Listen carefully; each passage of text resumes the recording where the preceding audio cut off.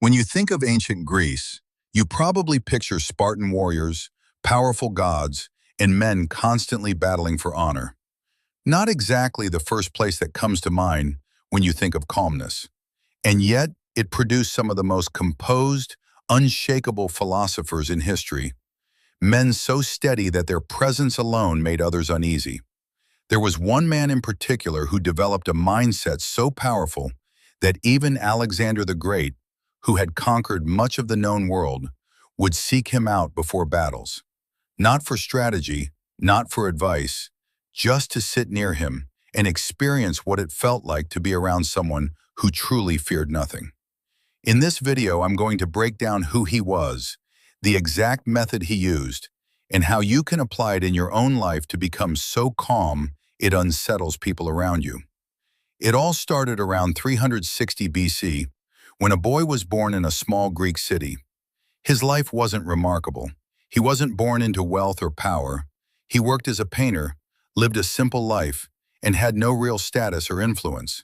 There was nothing about him that would make people pay attention, at least not at first. That changed when, at the age of 30, he joined the army of Alexander the Great. He marched into some of the most intense and dangerous battles in history, and while the soldiers around him were filled with fear, he remained completely unaffected. Not pretending, not acting tough, genuinely calm. By the time he returned to Greece, something had shifted. Influential men began seeking him out, not for wealth or military knowledge, but to understand how someone with no power, no army, and no status could make others feel like they were the ones who had something to lose. This is where his method comes in. He believed that most people make themselves nervous before anyone else even has the chance. The moment you walk into a room needing something, approval, validation, success, or even just trying not to embarrass yourself, you've already handed over your power. People can sense it, and whether consciously or not, they respond to it. He called the alternative ataraxia, a state of complete inner stillness. Not just controlling your reactions, but reaching a point where there's nothing inside you that needs to react. No need for approval, no fear of judgment, no attachment to outcomes. And according to him, there was one simple practice to achieve this. Before any situation that made him anxious, he would ask himself a question. What's the worst that can actually happen here? Not the exaggerated story your mind creates, but the real, practical, worst-case scenario. Then he would follow it up with another question. Can I survive that? Almost always the answer was yes. And once you truly accept that you can survive the worst outcome, everything in between loses its grip on you. There's a story of a student who once asked him, "But what if people think badly of you?" He simply replied, "And then what?" The student had no answer. That's the entire point. When you follow fear all the way to its end, it collapses. And once it collapses, the situation, and everyone in it, loses its power over you. And people feel that, because the one person who can't be controlled is the one who needs nothing from others. I didn't fully understand this until I was 17, working my first sales job. In my first month, I made a mistake. I sent the wrong items to a client. My boss found out and called me out. Not in private, but right in the middle of the office, in front of everyone.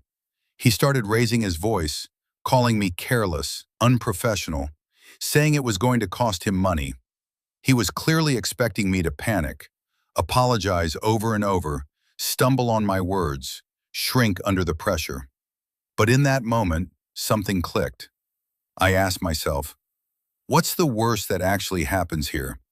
He fires me. Okay, then what? I find another job. That's it. That's the worst case scenario. So instead of reacting emotionally, I stayed calm. I looked at him and said, I understand. I'll fix it today. No panic, no over-apologizing, no matching his intensity.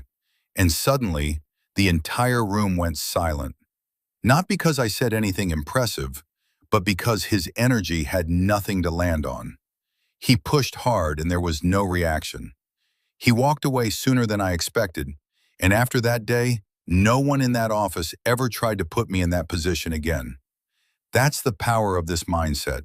You don't become calm by trying to control yourself in the moment.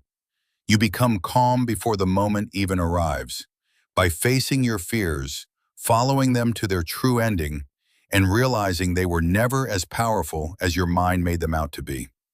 A room only has power over the person who needs something from it. Walk in needing nothing, and watch how everything changes. Thanks for watching. If you enjoyed this, make sure to subscribe so more people can discover it.